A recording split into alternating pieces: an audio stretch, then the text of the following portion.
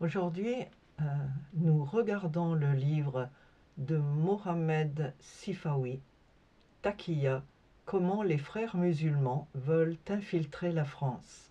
Mairie, université, médias, partis, associations. C'est un livre très récent, écrit par un musulman. L'auteur est journaliste, spécialiste de l'islam politique et du terrorisme, chargé de cours à la Sorbonne. C'est notamment l'auteur également de La France malade de l'islamisme 2002 et de Combattre le terrorisme islamiste 2007. C'est un musulman lui-même. Et que dit-il dans cet ouvrage?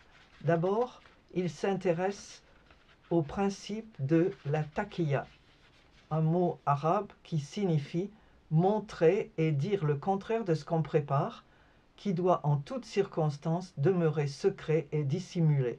Il explique que cette technique, qui facilite l'infiltration, a sans doute été utilisée d'abord en Égypte, puis en Palestine via le Hamas, au Maroc et en Algérie, d'un côté, où le Hamas algérien partit de l'autre, et plus tard en France via l'Union des organisations islamiques de France.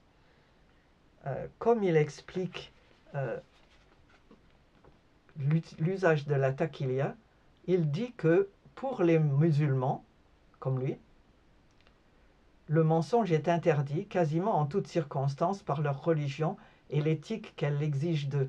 Et ça, c'est ce qui est particulier à cet ouvrage, c'est qu'il n'a pas été écrit par un chrétien ou un athée ou un mécréant selon les musulmans, mais un musulman lui-même. Il reste à voir si ce qu'il dit concernant les musulmans ordinaires est vrai ou non, puisque la taqiya est recommandée dans le Coran.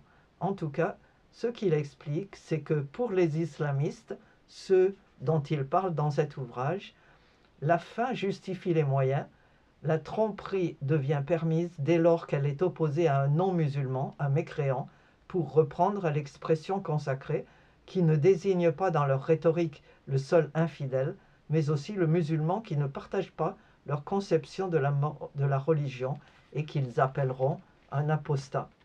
Et dans cet ouvrage de plus de 400 pages, il parle d'histoire. D'abord, il fait l'histoire à partir du contexte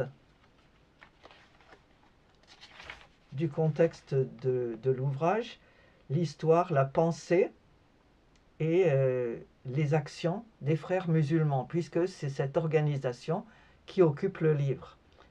La confrérie, sa naissance, son idéologie, il les présente comme promoteurs d'une pensée totalitaire et recommande d'étudier leur méthode comme redoutable. Ensuite, dans une seconde partie, il parle des idéologues, des théoriciens et des propagandistes. Les premiers d'abord, les frères musulmans, les frères européens, puis Youssouf al-Qaradawi, le maître.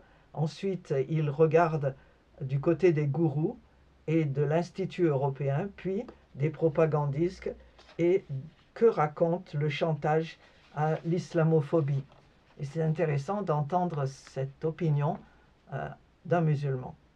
Troisième partie, il dit que ces frères musulmans changent la société. La société française, bien sûr.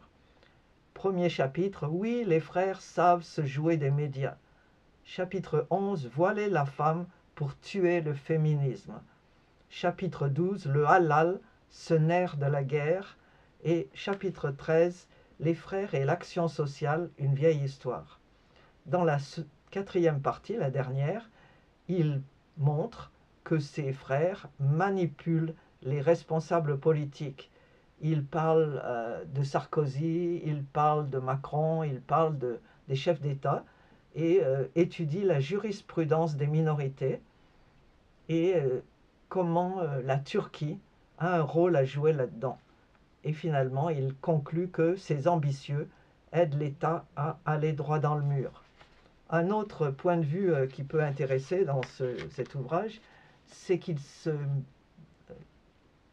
met en retrait de ce qu'il appelle l'extrême droite. Il critique en particulier le romancier Houellebecq et le directeur de Reconquête, Zemmour, en disant que ce sont des gens qui ont pris la chose au drame, qu'il ne faut pas les considérer. En fait, il n'est pas du tout d'accord avec eux. Et il conclut à la page 410-411 que la France et ses valeurs représentent le cadre commun. Les religions et les croyances, elles, relèvent du domaine privé. Je lis donc le texte. Ce qui doit inspirer la législation, le droit, les normes et les usages, ce ne sont pas les croyances particulières qui concernent telle ou telle minorité, ni les idéologies religieuses, mais justement les principes républicains qui représentent le projet de société que les Français, majoritairement, se sont choisis pour eux-mêmes au-delà de leur origine, sexe, croyance ou non-croyance et convictions philosophiques. Si pour les islamistes, une pensée puisée dans la charia est incontournable, pour la communauté nationale, c'est le cadre républicain et ses équilibres qui ne doivent pas être négociables. Il y a d'abord la démocratie, ensuite la laïcité, enfin l'égalité. Faire face à l'offensive islamiste est lié à la capacité des démocrates qui pensent que la République est précieuse à réaffirmer avec force et conviction au quotidien, au-delà des différences d'opinion, les principes déjà énoncés. C'est un ouvrage très important, très bien étudié par un spécialiste, quelquefois difficile à suivre. Ce n'est pas un roman à l'eau de rose. C'est vraiment une étude de fond que je vous recommande.